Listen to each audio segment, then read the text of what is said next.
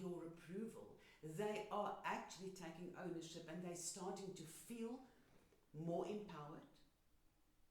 And that helps everybody. You, if you're not there, can actually know that your team can continue without you. So we have to let go of the egos. That is something to get used to. Your team, the success of your team, the success of your business is dependent on how people are empowered to make decisions even when you're not there.